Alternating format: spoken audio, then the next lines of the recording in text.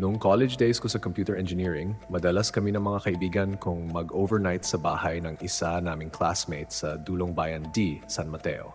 Dalawa kasi sa amin ang taga roon, kaya kapag may project o fiesta, doon na kami tumutuloy.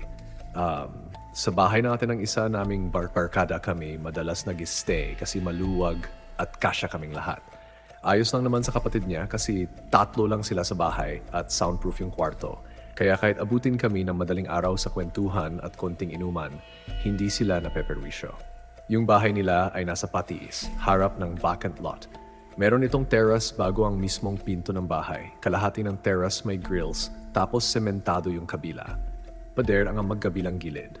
Kwento sa amin ng classmate namin, may nagpapakita raw sa kanya doon pero hindi namin pinapansin.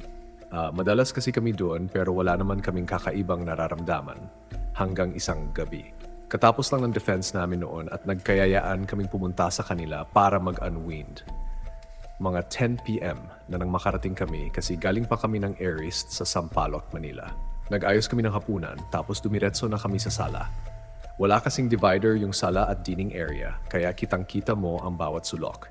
Pinatay namin ang ilaw sa sala, iniwan lang yung ilaw sa dining area para may konting liwanag. Sa labas naman sobrang dilim dahil walang poste ng ilaw. Mga 2 AM na noon, wala na kaming iniinom. Kwentuhan na lang talaga. Naalala ko bigla na hindi ko pala na-text ang mga magulang ko para ipaalam na nakarating ako. Pagtingin ko sa phone ko, walang signal. Sun Cellular ang network ko at 5110 ang phone ko noon. Kailangan kong lumabas para makakuha ng signal. Pero sabi ng classmate ko, huwag na akong lumabas kasi maraming lamok. Sabi niya, sa may bintana na lang ako may maliit na opening naman doon na pwede kong ilabas ang phone ko. Nag-type ako ng message habang tuloy sila sa kwentuhan. Nilabas ko ang kamay ko sa maliit na opening para mag-send ng message. Sakto, message sent na ang lumabas sa screen ng phone ko nang biglang namatay ito at dumaan ang isang malamig na hangin.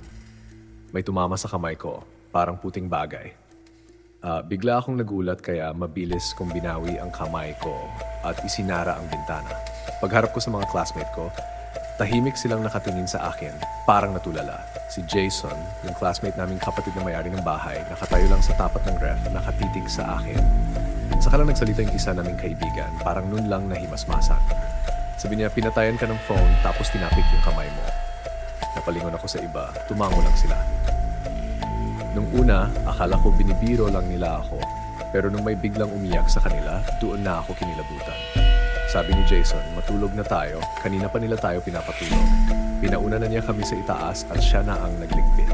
Sa itaas may 2 kwarto. Yung mga babae sana sa isang kwarto, tapos kaming mga lalaki sa parang sala. Pero dahil sa nangyari, nagsiksikan na lang kami lahat sa sala.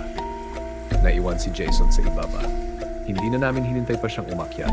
Pinilit na lang namin makatulog. Kinaumagahan nagtanong yung isa naming kaibigan kay Jason kung may sinabi pa siya nung naiwan siya sa ibaba. Sagot niya, nag-sorry daw siya kasi hindi niya nasabihan na abutin kami ng ganong oras. Madalas daw, kapag may ganong mga pagkakataon, nagsasalita siya ng hindi namin alam kung para kanino kasi may mga oras lang daw na pwede kaming magingay. Kaya simula noon, kapag nasa kanila kami na mismo ang nagpapaalam bago mag-alis ng gabi. Dagdag pa niya, kaya pala ayaw niya akong palabasin noon kasi andun daw yung pantay. Kung hindi ko lang daw nasabing kailangan kong i-text ang parents ko, hindi na sana niya sinabi na ilabas ko sa bintana yung kamay ko. Buti na lang at yun ang una't huling beses naranasan ko yun sa kanila.